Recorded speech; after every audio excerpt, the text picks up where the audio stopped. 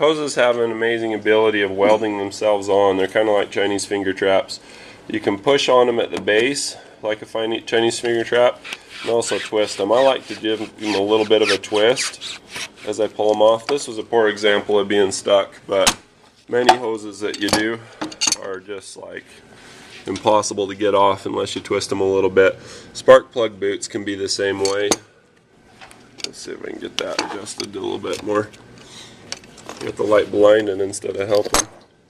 I need to get a good camera mount thing that goes on my hat or whatever. If I just give them all a little twist, and then once you've twisted them, you can back them out like that. It's smoking. You can see on this water pump where that inlet is, where that pipe goes on. You see it bolts into place, but it was leaking right there. And then also at the bottom there's a weep hole. If you look at the top and the bottom of any water pump, you'll see a weep hole. With this one, you can't see it because of the pulleys in the way. But yeah, this is a poor example. You look on my Chevy videos or any of the other ones that I do on my channel, you'll see almost every water pump that I do, I show where the weep hole is. But these ones you can't really see it, but I'm weeping just a little bit out of that. Okay, the first thing I do is I pull the bolt out. You can see that it's got this little flag here that's tied in there. You just twist that back after you've pulled the bolt and twist it out. You can see it's got an O-ring on it. I want to put a new O-ring on that and seal it in with silicone because, like I say, that's one of the places it was leaking. I'll set it aside with the bolt and I'll put it on one of the last. Now, as you pull the bolts out of these, as a general rule, what I like to do, you can see that on this point here, there's a bolt that's missing underneath of there. Not just this one, but I also pulled that one. So what I'll do is I'll pull that bolt out and I'll stick it. You see where the pipe goes into the new one. I'll stick it in that place. The reason why I do that is that sometimes these will layer in, you know, like with the timing chain cover or with an oil pump or whatever. This is a general rule that I do just to be safe on water pumps.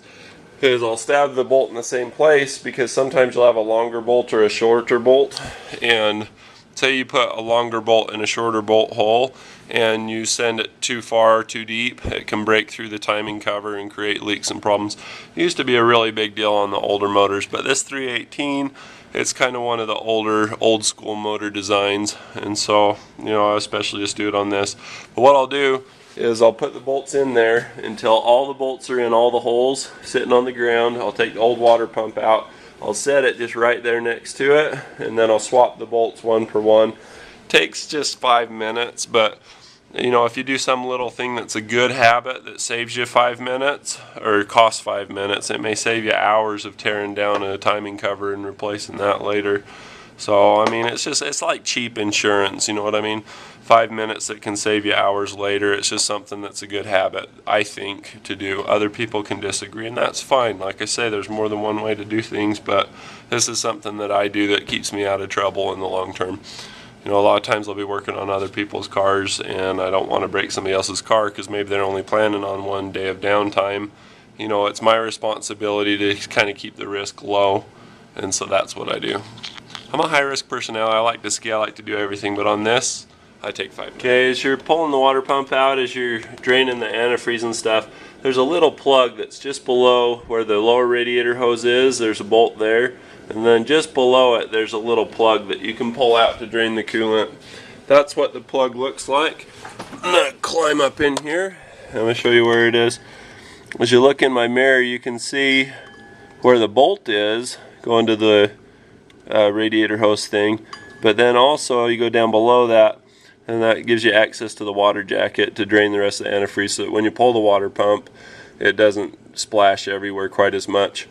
You'll notice that I finished draining the radiator, and so I've moved the drain pan over underneath the water pump to catch from there. Another way you can clamp these clamps is with a pair of vice grips, and they'll also hold it open. So I've got all the bolts out of this thing, and I'm down to just that one hose that goes in the top of it.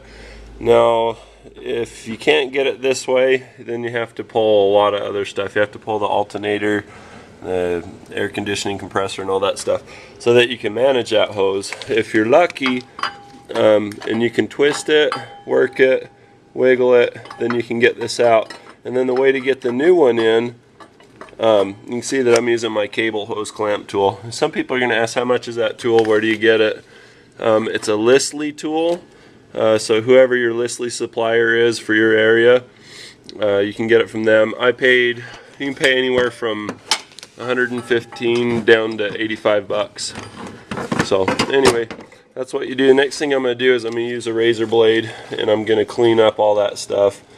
Might be easier for some people to go ahead and remove this radiator fan shroud. I was trying to see if I could do it with it on, and I did. But I think at this point, to clean it, I'm going to pull it off. You know, sometimes you can get away without doing as much work on it. A lot of people slip cylinder head gaskets and stuff in, and that's awesome if you can do that. You know, especially like on the Subarus. But I like to clean stuff really well. It's hard to get a good job that's thorough and fast, you know, cleaning something if you don't take some things off. So kind of got to weigh that and see what it's worth to you. You know, there's no, you know, it's not like there's only one way to do anything, but I say that a lot today. But anyway, I share these videos. This is how I do it, and if you have something better, I'd love to hear about it. Thanks. So how easy would it have been if I'd have just pulled that shroud off to begin with? Look, I get a better visual of everything. So I've razor bladed everything off of this, and it's pretty clean. Now I'm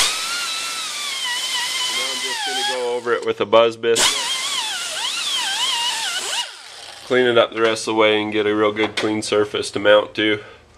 I still have that hose, you know, all secured up and clamped away. What I'm going to use some spray silicone.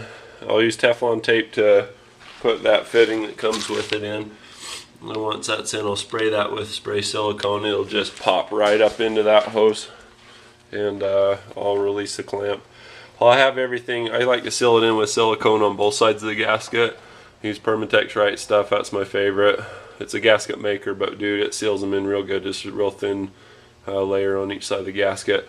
Also holds the gasket in place so that it will, you know, fit in there perfect and hold while I'm getting that hose into place. So anyway, there's one other thing that I'd like to put on this video, and that bolt that goes in the top, it's one of the short ones. There's 3 short, 4 long, 7 total. But I'm going to say it's a T50 bit, and you can't clear a socket over that pulley. But anyway, I'm going to say by way of special tools, you're going to need a T50. If this video was helpful to you, you can say thank you by rating it 5 stars. If you have any questions, comments, or anything, put them at the bottom. What else would I say? If you want to learn more about fixing cars, feel free to subscribe. I turned the club music off just for you guys, so I hope you appreciate it. But anyway, it's good karma. Cheers.